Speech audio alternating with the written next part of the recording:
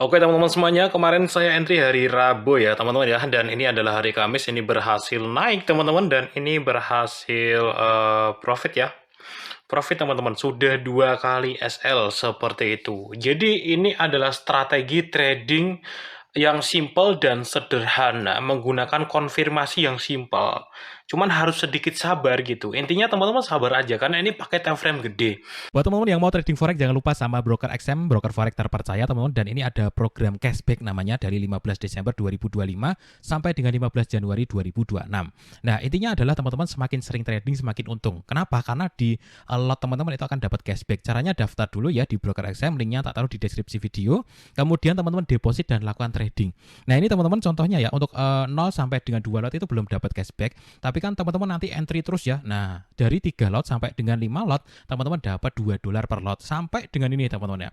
50 lot itu teman-teman per lotnya dihitung $5 per lot. Ini ya di atasnya $6 per lot, dan 76 lot lebih teman-teman bisa dapat $7 per lot ya. Jadi komisinya nanti semakin banyak. Ketika untung teman-teman ya dapat untung dari trading plus dapat cashback juga. Nah, ketika rugi teman-teman kalian ya, ketika rugi juga ada cashbacknya juga gitu. Karena setiap entry teman-teman nanti dihitung bisa dapat cashback seperti itu. Nah, kalau ada yang mau daftar, di linknya di deskripsi video, informasi selengkapnya nanti kunjungi langsung di websitenya seperti ini ya. Halo Sobat YouTube, selamat datang di channel ini teman-teman. Di video ini saya mau praktek trading lagi ya, sambil sharing-sharing ke teman-teman. Nah ini teman-teman, ini masuk di zona penting ya. Kebetulan pagi ini ya, hari Rabu, tanggalnya ambilin aja. Karena sudah pasti nanti saya uploadnya nggak tahu bulan depan, nggak tahu 2 bulan lagi kadang ya. Ini dia sudah nyampe di zona penting teman-teman, dan ada perubahan tren di sini ya. Jadi teman-teman kalau bicara masalah zona penting, masalah trendline itu teman-teman harus yang namanya ini ya, teliti ya. Contohnya yang saya ini teman-teman, yang saya buat sekarang ini ya, keisi selesai. Nah, dia trennya pertama itu turun ya, saya izin ambil buy dulu teman-teman ya. Udah mulai naik. Se ini kok nge-lag. Oke, yang pertama dia itu trennya awalnya turun ya teman-teman ya. Awalnya turun, kemudian dia ketahan ya.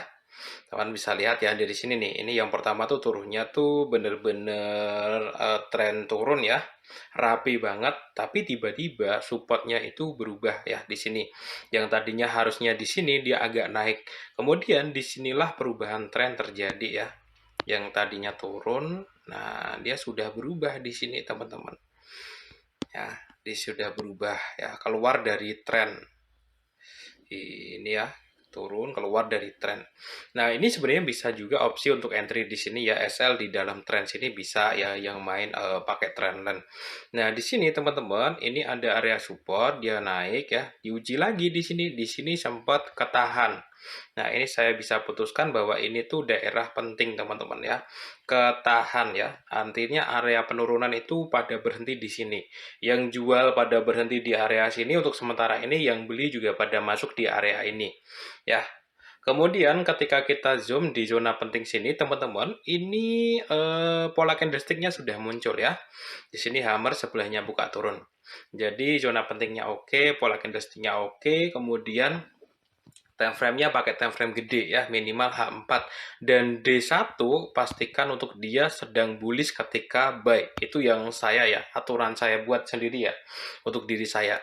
Jadi ketika saya mau buy, D1-nya itu wajib hijau teman-teman. Kalau masih merah saya nggak mau gitu ya. Oke ya, nah ini D1-nya hijau. Yang terakhir teman-teman, tinggal tak kasih stop loss di luar D1 sini. Jadi kalau nanti D1-nya jadi merah dan neken ke bawah, itu sudah selesai saya anggap. Nah, agak longgar dikit ya. Sebenarnya di sini pun bisa, cuman terlalu mepet. Kita kasih kelonggaran 154.500 gitu aja. 154.500. Ini kalau rugi nanti sekitar 40-an dolar teman-teman.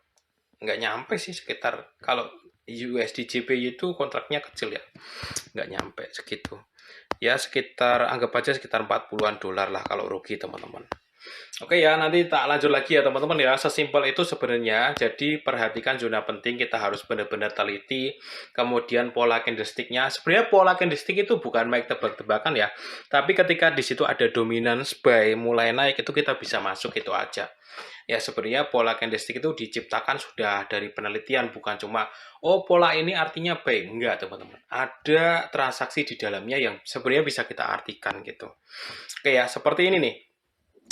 Setelah dia turun ya, di sini ada gejolak. Artinya di sini ada apa ya namanya?